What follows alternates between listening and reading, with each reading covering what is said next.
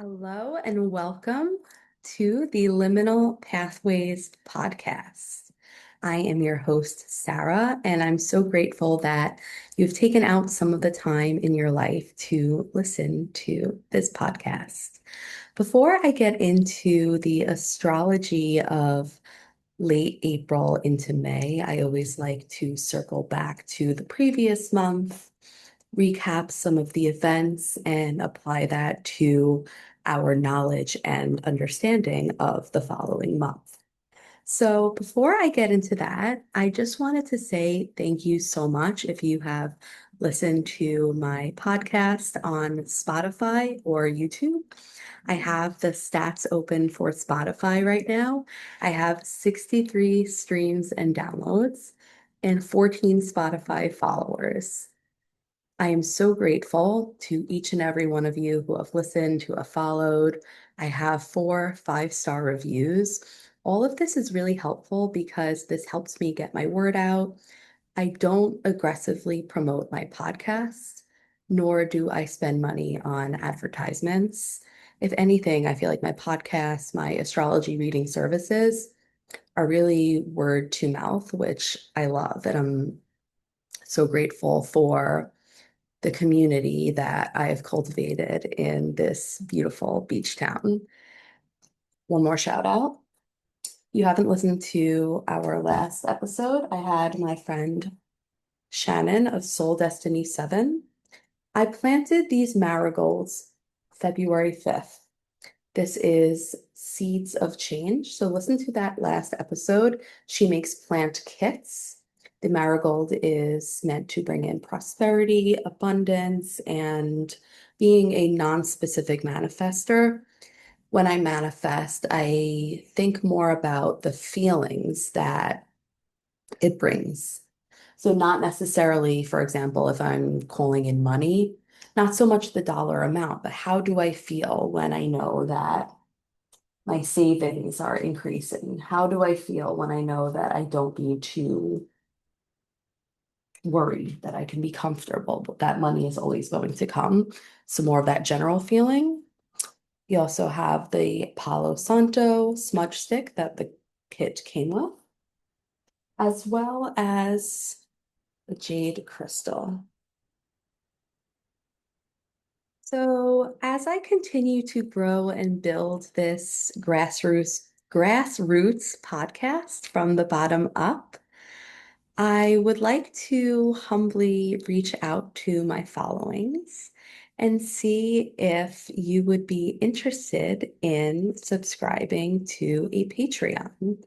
I plan on having different tiers, so whatever you are able to donate. And I'm thinking that along with these tiers, there will be different types of exclusive content. So maybe perhaps a video that I create or an essay that I write that isn't going to the general masses.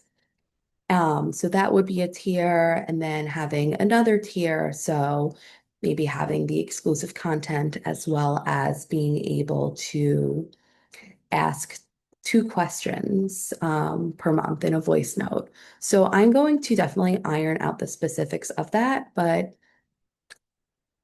that would be something that I appreciate. I don't have a team. I don't have any sponsorships, no ads. It is literally just a girl, just a lady trying to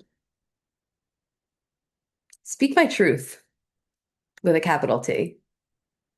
So thank you from the bottom of my heart for even just being here. Not just, but just for listening, being a part of this. So I'm going to get off the gratitude station. And before I get into the astrology of May, today is Friday, April 24th, as I'm recording this. Woof.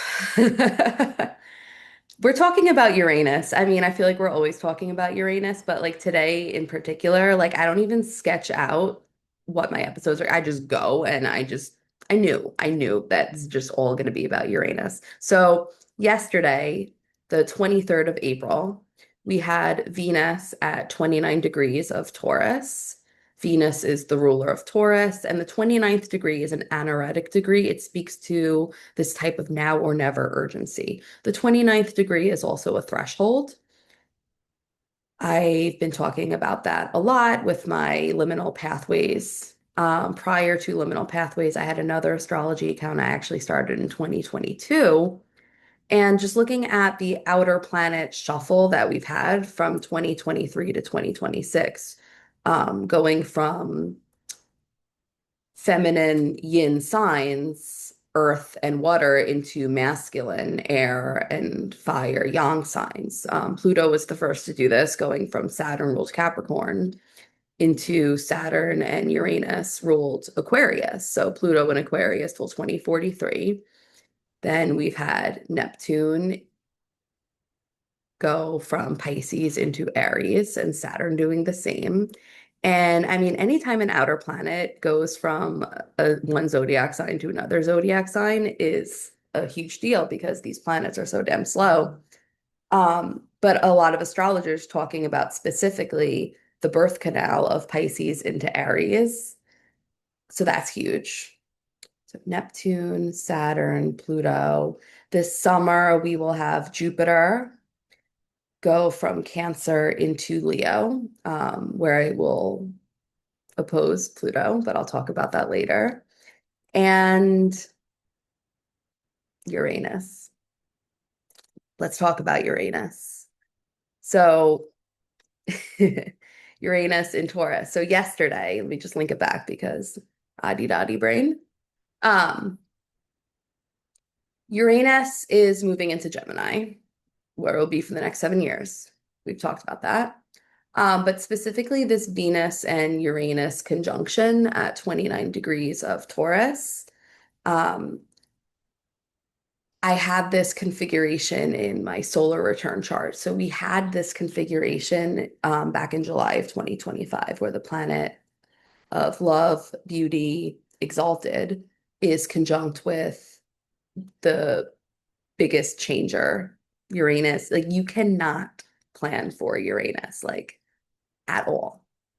And speaking from personal experience, having my Saturn return coinciding with Uranus on my midheaven. I'm just making up words today. Midheaven, the 10th house cusp, the highest, most visible part of your chart.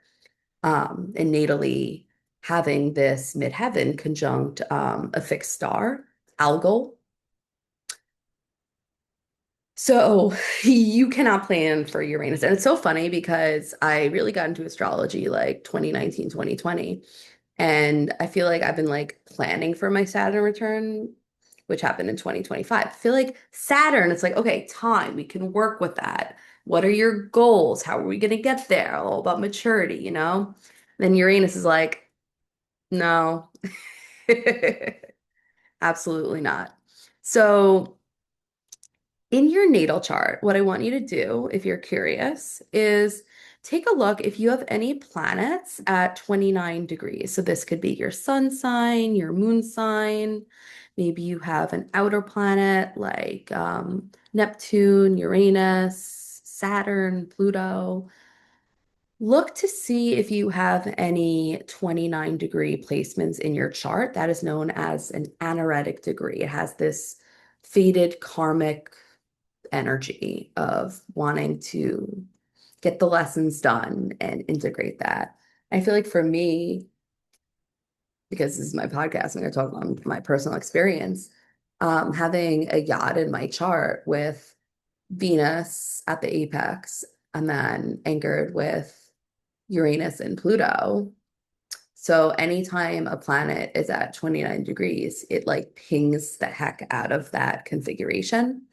So, I mean, I've been getting pinged literally nonstop by these outer planets. And just seeing how that coincides with my own evolutionary and human body upbringing, right? Like we're all souls in a human body. We can plan, plan, plan. And then the universe is going to hit that eject button because you won't do it yourself. So overall, this Venus and Uranus, so changes to love, pleasure, what we value, so money can also be seen in the Venusian umbrella, is shifted. And I love astrology because once you learn how to work with that energy and not against it, it is a game changer. So, for example, taking a look at where do you have Taurus in your chart? And if you need help with that, I think that's where the Patreon's going to come in, right? Just send me a message. What does this mean? And it'll be tailored for people with all levels. If you're beginner, intermediate, advanced, right? You're advancing, you want, you'll get a transit you're having. Like, this is my Roman Empire. I love it. And, with my teaching experience, I really hope that sometimes I get way too esoteric and I feel like I want to be able to break this down in a way that people can understand and like empower people. So I don't ever want it to come out like it's too daunting. Like, what does this mean? My Uranus is at 2 degrees of Aquarius. Okay, send me a message. I'll help you. I'll tell you about the house that it's in, right? The houses being different arenas of your lives. So for me, for example, the way my chart is set up, I have Taurus. Most of Taurus is in my ninth house. So philosophy, travel, higher education.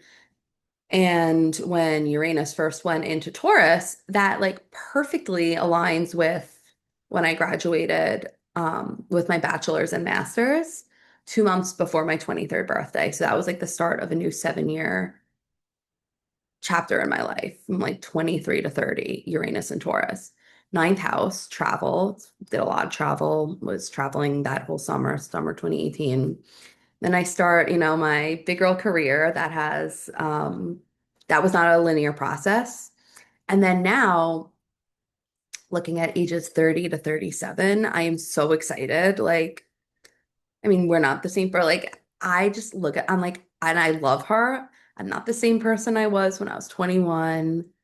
Not the same person when I was 25, not the same person even when I was 29. And it's so beautiful. And it's like, how do I integrate all these parts of self that maybe haven't always said the right thing or did things that now I would cringe? And I feel like that's where the self-love comes in. And being on the spiritual path for so long, I feel like I've collected people that I love to listen to. One of my favorite astrologers, Lynette Duncan, always talks about self-love, right? So like loving the part of you that's cringe, loving the parts of you that fucked up, right? Because we would not be where we are if it wasn't for any of that. And of course, because the synchronicities are doing their thing, about a month ago, I was listening to Magic Hour with Taylor Page, one of my favorite podcasts. And Taylor Page, the host, was talking about the astrology of midlife and recommended this book, The Astrology of Midlife and Aging by Erin Sullivan. Not going to read a whole chapter, but the wild thing is, I got this book at around the same time that I started reading Hecate the Witch by Nikita Gill. And I tried to just read one book at a time because, as you can tell, with all the Gemini and Virgo in my chart, it's just like, um, but I had opened it to a book oracle like before I started reading the book. And the page that I opened to, I think I have it saved on a post on my Instagram account, I was blown away. It was talking about Hecate, which is the other book that I'm reading. And, the triple goddess, the maiden mother crone, um, ruling crossroads, and talks about liminality. And I'm like, oh my God. Ah, like liminal pathways, hello. And I don't know, like let me know, like have these past few years just seemed like liminal AF to you? Because it's like I have one foot in one reality, one foot in another reality. My head's up there, like, Okay. So coming back to that grounded spirituality, right? I'm all for the groundedness of all this, which makes a lot of sense with the mutual reception of Neptune and Capricorn and Saturn and Pisces in my chart. But let me lock in. Um, so in this book, The Astrology of Midlife and Aging, Erin Sullivan talks about midlife and also how it's changed throughout the generations. For example, like if you were living in the time of the Black Plague, like your life expectancy wasn't going to be 80 years old like it is today. Um, and also the discovery of the planet Uranus in 1781. And I'm going to get all EP World Teachery on you for a second, right? The discovery of the planet Uranus coinciding with the age of revolutions, whether that's the American Revolution, French Revolution, Haitian Revolution, Industrial Revolution. It is a revolutionary time globally. So I just felt like that was really important to point out. So I'm just going to read a couple paragraphs. So this one is called Liminality and the Witness. The space between here and there is a threshold. The threshold is a place of sanctity and sanctuary. According to the ancients, the limen, Latin for threshold, is a space guarded by crossroads such as Hermes, Mercury, Hecate, and Janus. The psychological linen is the place in the soul of, or the psyche, in which we find ourselves when we are undergoing a life change and a transformation. The older Greek word lim means edge, and certainly the edge of the world was guarded by gods and goddesses, elements, and supernatural forces. Nothing has changed in this archetypal place, only the manifestations have altered in accord with society. I do want to go back to an original thought that I don't think that I finished. So midlife, starting with the Uranus opposition. So we all have a natal Uranus in our chart having to do with change. Aquarius rules, Uranus rules Aquarius. We know Aquariuses do not follow the rules, they make their own rules. And for me, it's very interesting because my Uranus is at 29 degrees Capricorn. So again, a very liminal degree. And then went into Aquarius, where it was at from like, I don't know, like 1995 to 2002. Someone checked my numbers on that. So people born with Uranus in Aquarius, it's like the innovation ramped up because it's in a sign that like it's exalted by. For me, it's like the bridge. Like I'm so close to the Uranus in Aquarius, but still part of the old guard, Capricorn. It's an earth sign, it's industrial, it's cardinal. And I always say, because I'm a Virgo moon and Virgo rising, I feel like Virgos and Capricorns are the two zodiac signs that are like the hardest on themselves ever. So that being said, it's like Uranus where I'm like, yeah, fuck the rules, but it's still in that like super hardworking sign. But that 29 degrees Capricorn, it's at a breaking point. Like it sees all the way that institutions are crumbling, and it's like, hi, I have this idea. Let's do something about it. So it depends also, like age 40, I want to say 42, but could also be 44. Your early 40s, you have what's known as your Uranus opposition. So for me, because mine is 29 Capricorn, Uranus is going to Gemini and then I'll go into Cancer. So when Uranus is at the end of Cancer, I'll have my Uranus opposition. I think I did the math on that. I think I'm good till I'm like 44 or 45, just because like the way of the orbits or like the retrogrades or whatever. But if your natal Uranus is in the early degrees of Sagittarius, so born in like the mid to late 80s, um, please check my math. You'll be going through your Uranus opposition, and that's known as like this midlife crisis because the transiting planet of change is impacting your natal planet of change, but it's like an opposition. So it's like, how do you integrate? the opposition. And I always, always, always say astrology is a study of opposites, right? Like Cancer Sun, for example. When I take a look at the archetype of Cancer, I can't look at it without taking a look at the archetype of Capricorn. Same with Virgo, right? Virgo rising. That means I'm a Pisces descendant. My seventh house is Pisces. How do I look at the Pisces medicine when I'm taking a look at the Virgo? Another example, my North Node is in Scorpio. So the way I've interpreted it as it's like my soul's dharma and in the third house of communication to say the fucking thing that is probably going to ruffle people's feathers, probably not going to make you the most popular. And then conversely, right, my south node. So where has my soul been? And I don't think these south nodes like inherently bad, but it's just like where you're the most comfortable. Okay, in Taurus, in the ninth house. So my comfort zone is, and Tauruses are stubborn MFers, stubborn in fields of higher education, travel, philosophy. So that's my comfort zone, which like makes a lot of sense because in my soul, I am a lifelong teacher, student, learner. Educate I thrive in teaching. I love teaching so much. And teaching, learning to teach with the experience and skills that I have and applying that in my own way because clearly systems don't work for me. And that was my Uranus and Taurus story. So yeah, Uranus first went into Taurus 2018 and 2019, right? Because it retrograded a little bit. And then Uranus hit my 10th house cusp, which is the midheaven. That was 2025, and here we are.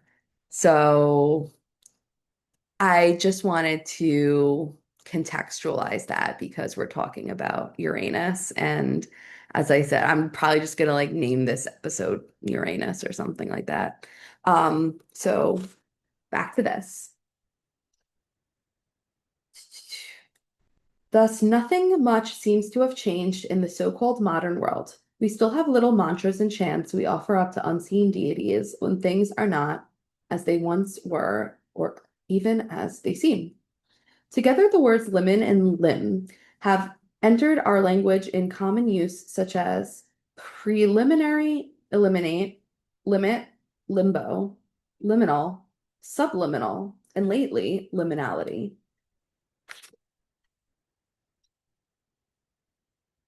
This book, copyright 2005. I like it. The term liminality validates the state of not being who one once was, but not yet who one is about to become. The place in between is a sacred location wherein we undergo a mysterious self-insemination, gestation, and eventual birth.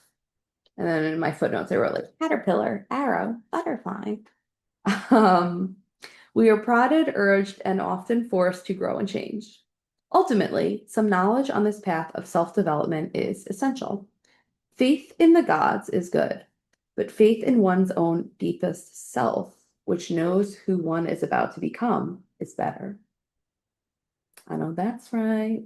Just as an orange pit knows it is to be an orange tree, not a grapefruit, so does the inner self know who I am to become from what I am. To be plunged into liminality is characteristic of the midlife entry. The rise of the life unlived is marked first by excitement and anticipation, followed by a sense of loss and grief, and then on to the next phase along the path of individuation.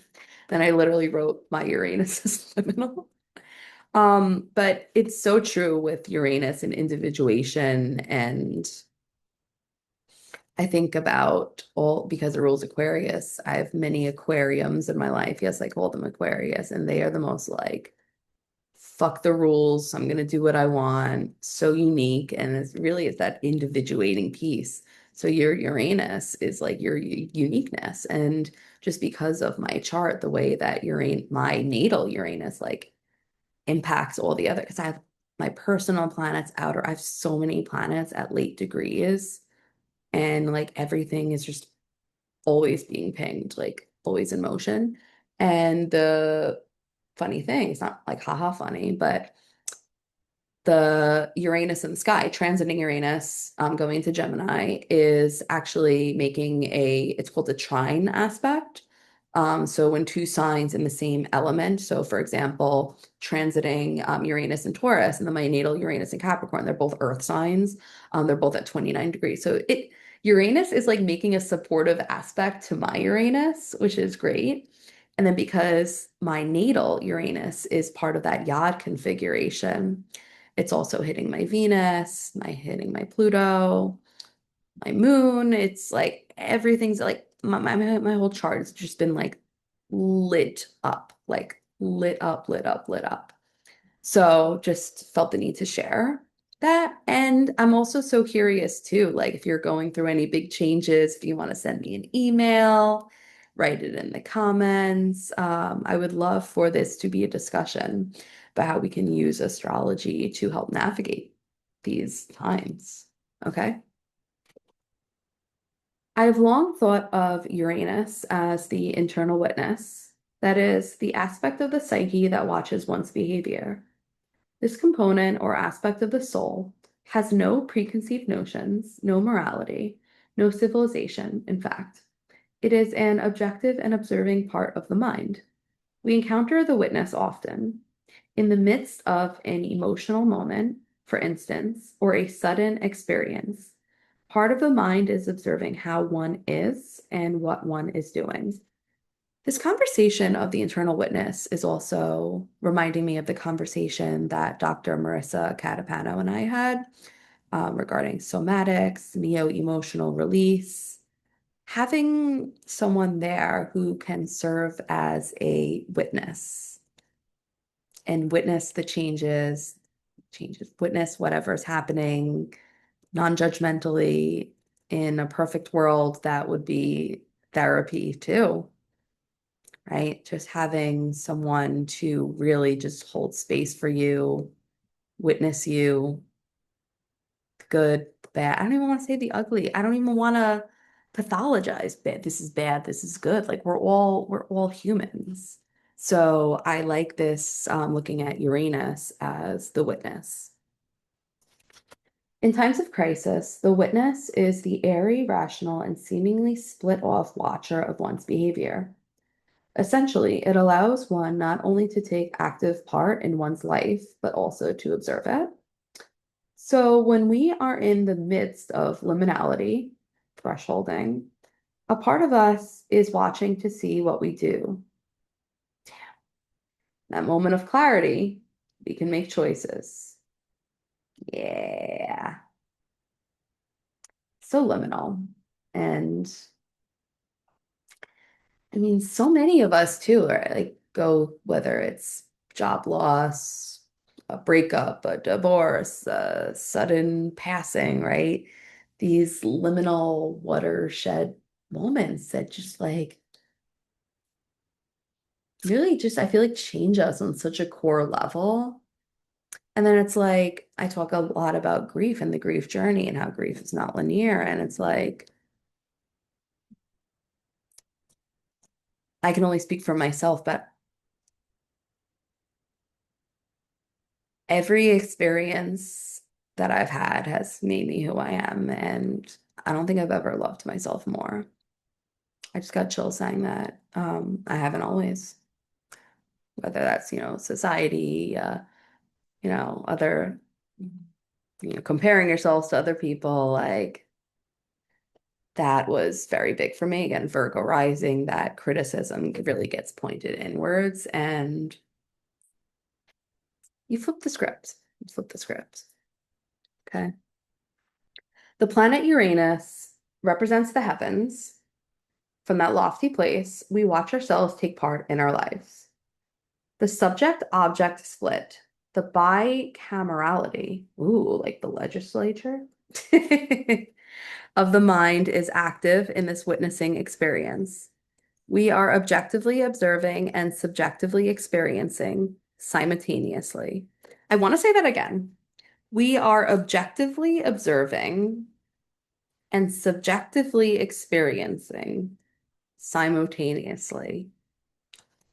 It also makes me think about like in psychology, the ROS, what is that? The reticular activating system, and like we're just like thrown so much stimuli at us all the time. Like for example, if you're, I don't know, commuting to the city every day and you're, taking the train, you're taking the subway, and this person smells, and this person has a tuna sandwich, and this person's on the phone and they're so loud, and the interoception part of it. And I realized for me as a highly sensitive person, um, I really do need to have a calm nervous system.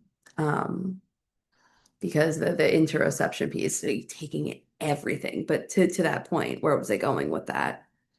Oh, but the Ross and our perceptions and what we take in, right? Like me and you, we could be at a concert or we can be at an event, or and our perceptions, can be vastly different. Another example, let's say you have a teacher. Oh, she's my favorite teacher. I love her. She's so funny. She's so nice. Different person could be like, fuck that bitch, I hate her. You know what I mean? Like that's what I mean by interoception. And just the gestalt, the psychology piece of that is very fascinating for me. Um, because if we like really took every single piece of stimuli that was right, we'd be so overwhelmed. Um, So for me, having a slower life, I'm not even slow. Like I still exist and do things and make money, contribute to capitalism and like all that stuff. But it's like my body doesn't need to be in fight or flight 24/7. So, um, I want to read that last sentence one more time.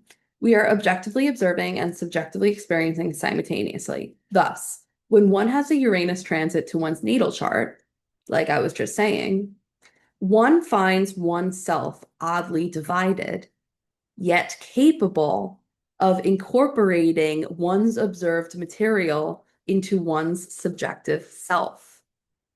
Thus, individuation is witnessing oneself in parts and either enfolding those parts into one's wholeness or separating oneself from an undesirable or outmoded part. Okay. The astrology of midlife and aging. So many nuggets of wisdom. Cannot recommend it more. Okay, so now I want to get into the astrology of May 2026. And I feel like in order to do that, I need to start with the fact that on April 25th, 2026, which happens to be tomorrow, by the time this episode comes out, Uranus will most likely already be in Gemini. So tomorrow, Uranus crosses the fixed Earth threshold of Taurus, ruled by Venus, into this mutable air mercurial energy of Gemini, where it will stay until 2033. So the way I look at Uranus in Taurus, Taurus having to rule a lot of things, but money, the stock market, finances, and going from Taurus, which is very fixed, stubborn. Again, I don't like pathologizing, can be stereotyped as lazy, into this quick-witted, impulsive Gemini that's just like boop, boop, boop, boop, boop. And if I'm not mistaken, Lynette Duncan says in esoteric astrology that the higher ruler, like the higher octave of Mercury of Gemini is Uranus. Sorry if I butcher that, Lynette, I love you. But so you have Gemini, Sun, Moon, Rising, personal planets, Mercury, Venus. For example, I have Mercury and Venus in my chart in Gemini. So I know that in the next 7 years, as Mercury, my bad, as Uranus traverses through my 10th house, for the next 7 years. It's going to hit my Mercury, so I'm in communication, and my Venus. So in that 10th house, which is a very public facing house, they say it's the house of career, which it is, and it's also the house of how you're perceived publicly in the public eye. And it's interesting because I haven't always been the most comfortable with being seen, and I know that like my life path like requires it. So here I am. So what does Uranus in Gemini mean? The mind, how we think, technology, media, informational overload, which we're seeing now, and we've been seeing with the onslaught of social media and AI. Massive innovation in AI, robotics, communication. Um, and Uranus is also like the great liberator. So perhaps breaking free from, in a paradoxical way, I feel like so many of us, like myself included, are just done with AI. Like, if anything, like it makes me want to go back to just like analog everything. And I think Shannon and I were talking about like analog clocks. Like, obviously, I need to record this on a laptop, all those things. Or you know what? Maybe I can get a camcorder. I don't know, but you know what I'm saying. Um, maybe you do. But I feel like people are over AI, and it really just is so impersonal. I saw something about what one of my spiritual teachers posted about how like an AI company like reached out to her, and it would have been a great offer. She would have like it would have helped scale her business, but she does like so many others like deep medicine work. Like, why do you want to outsource that out to an LLM that just, I just feel like nefarious energy. And I'm guilty. I made my cover art for this podcast with AI. So it's like, in a sense, there's the hypocrisy. Um, but I think like in terms of like people outsourcing like the deepest recesses of their soul to AI is very concerning because, looking at the CEOs of OpenAI and all these big tech companies and how that's all in line with, military and the arms and the industrial complex that is alive and well today, and the surveillance state that we live in. Um, so I feel like that tied with Pluto and Aquarius. I hope this is wishful thinking that we're just going to be like, we're done with this. We're done with this. I can be optimistic. I don't know. As intuitive as I am, I really don't know. Hello, Jean-Michel. But I feel like just staying in tune with like our own internal moral compass, and if something doesn't feel right, like I can dabble in AI, and I'm like, actually, like I don't feel good about this at all. And just like think about like your own personal data, and like that is sovereign. And don't even get me into, the fact that students will just copy and paste a whole like essay prompt into Chat GPT. And I'm like, you don't write like that. So let's lock in May astrology. So When you need it, we're there for you. that's terrifying. I hate when I just pulled up AstroSeek and like an ad popped up, and that's never happened with volume before. So anyway, May 1st. So already starting off with the context, okay, Uranus and Gemini for the next 7 years. Um, May 1st, we begin the month with a full moon in Scorpio.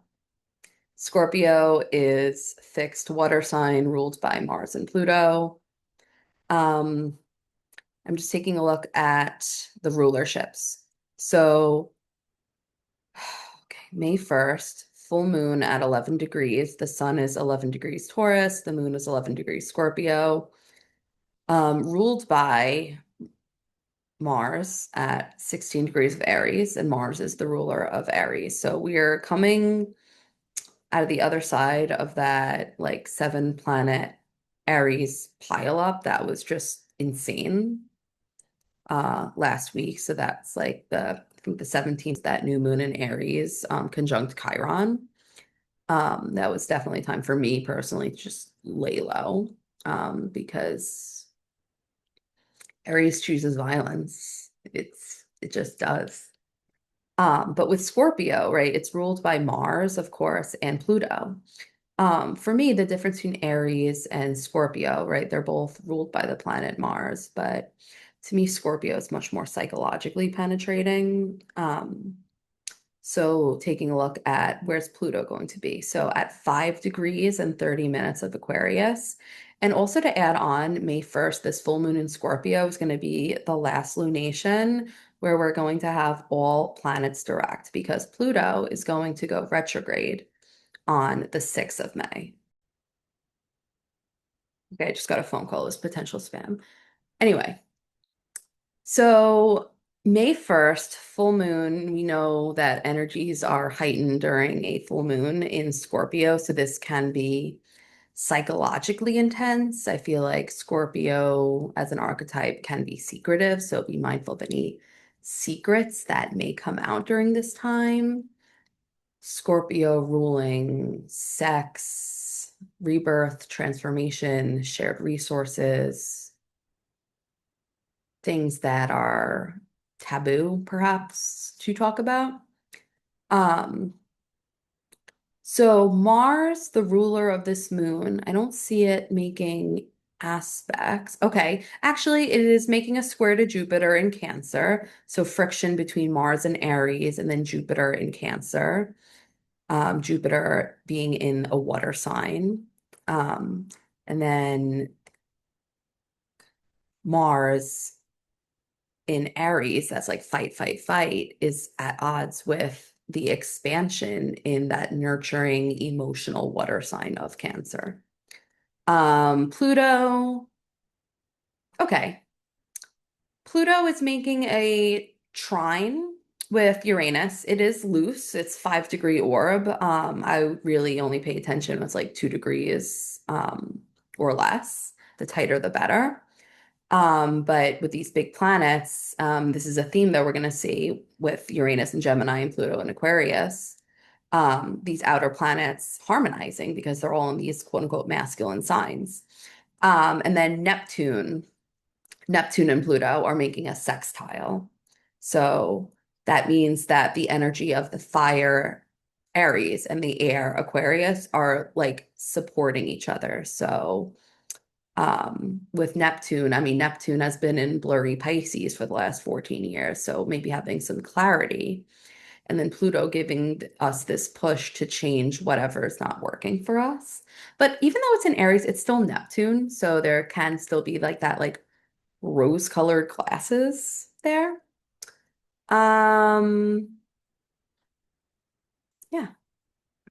So that's May 1st. And then, oh, that's fun. The same day, we have Mercury in Aries, conjunct Chiron. So, yeah, Chiron will be going into Taurus. I think in the summer, it'll retrograde back into Aries a little bit. But Chiron and Uranus have similar orbits. Chiron is more irregular. For example, it will stay in believe the sign of Aries like longer than a lot of the other signs because it's like an irregular orbit. I know regardless of the irregularity, you have your Chiron return at age 50 because Chiron goes through all 12 zodiac signs in 50 years. So yeah, Saturn return at 29 and a half. Check. Chiron return, I still got 20 more years. Chiron, the wounded healer, Centaur. Um, so Chiron is where we have this existential wound that is always going to be there. Like you can do the shadow work, you can do the fucking soul searching therapy. And of course, I just lost my train of thought with that. Great. So let's move on. Chiron. That you can like do all the soul searching in the world and like you're still gonna have that wound. So it's like, okay, how do you operate from, okay, I have this eternal wound. How can I use it to be like medicine? So I can talk from experience. Natally, my Chiron is in Virgo, and it makes a conjunction with my Mars in Virgo. Mars is where we take action. Mars is already in that nitpicking energy of Virgo in the first house. Add Chiron there. Everything I do to take action is going to be clouded by this wound of inadequacy. And to layer onto that, my Chiron makes a square with my Mercury. So wounds in communication. So there's that conflict between my Mars and Mercury, and they're both in the signs that are ruled by Mercury, and then add Chiron to that, and it's just like, what in the fucking Mercury is going on? But I say that because Mercury and Chiron will be at 27 degrees Aries. So check to see if you have 27 degrees in your chart of Aries, of cardinal signs. So Aries, Libra, Cancer, Capricorn.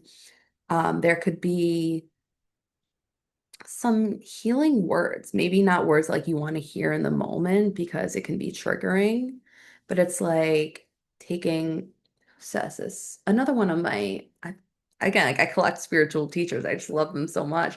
Like, yeah, take the nectar out of the poison, which is it's so true because sometimes the poison is the medicine. Um, so there's that. On May 3rd, Mercury enters the sign of Taurus. So going from the Mars ruled sign of Aries into the Venus ruled sign of Taurus. May 6th, Pluto goes retrograde. So Pluto is not going to retrograde back into the sign of Capricorn ever again in our lifetimes. Okay. So Pluto is going to be retracing the steps from 5 degrees Aquarius, 4 degrees, 3 degrees. So reviewing the transformations in our lives. And I'm curious as to how this is going to play out on a global scale. Of course, I have my own predictions, a lot of them regarding AI and technology. And I can also hold on hope that we will get our shit together and stop fucking up the planet, but I don't know. It's why we need a matriarchy.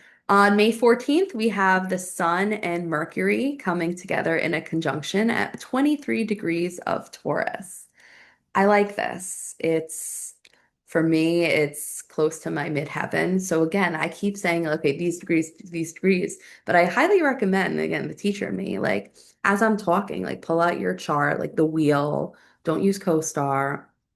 Um, AstroSeek, I use time passages and be like, oh, I have 23 degrees Taurus moon. Okay, cool. So like I want you to be like, okay, how does this apply to me? So the sun, right, illuminating a light on communication. And because this is Taurus, this has like staying power, growing power.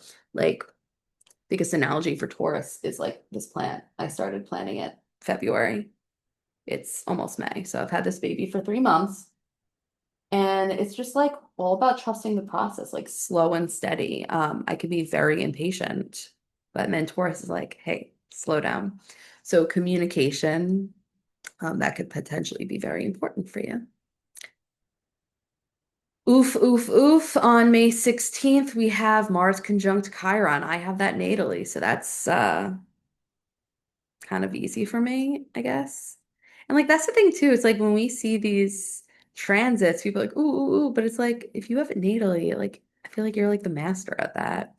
So it's actually crazy that the day that we have Mars conjunct Chiron, we have a new moon in Taurus. So mark your calendars for May 16th.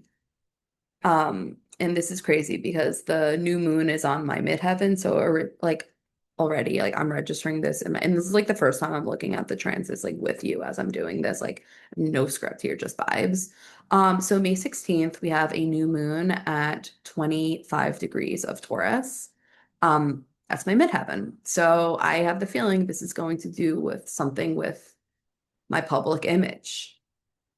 Um, and this new moon is ruled by Venus in Gemini at 27 degrees. Um,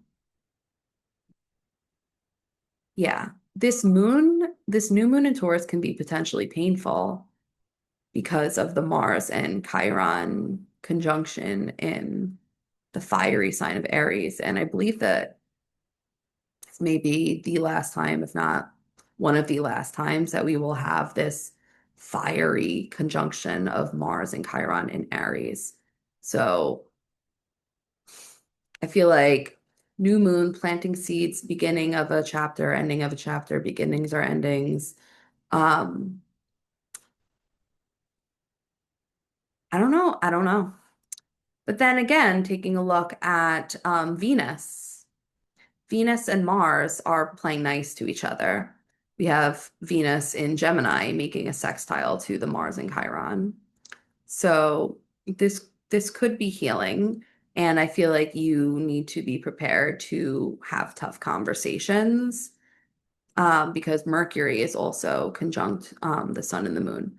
So very, very, very, very interesting. This May 16th new moon. It is very close to where Uranus is now. We have this moon, Uranus will be at 1 degree of Gemini. So yeah. And then Mars and Chiron are making what is known as an inconjunct aspect to the Sun, Moon, and Mercury. So it can be that crunchy energy between Aries and Taurus. Okay. So on the 17th, Mercury enters Gemini. Mercury loves being in Gemini. And then the next day, Mercury, zippity doo dah, makes a conjunction with Uranus. Okay, so by the 18th of May, we still got the sun in Taurus, but we got the moon in Gemini, Mercury in Gemini, Venus in Gemini, Uranus in Gemini. So got that Gemini party going on. Ooms, ooms, ooms. We got Mars at the anaretic degree of Aries. So that buildup of explosive energy. Something needs to change, something needs to give. So be mindful of whatever's going on in the world. I mean, always, but at that time too. With Mercury, the planet of communication, in a sign Gemini that it loves to be in, conjunct the sign of surprise. There could be like a surprise. Ooh, maybe there could be a surprise announcement regarding like a political leader's sudden passing or something. Anyway, um, yeah, so Mars enters Taurus after that. And then the next day, May 19th, Venus enters Cancer.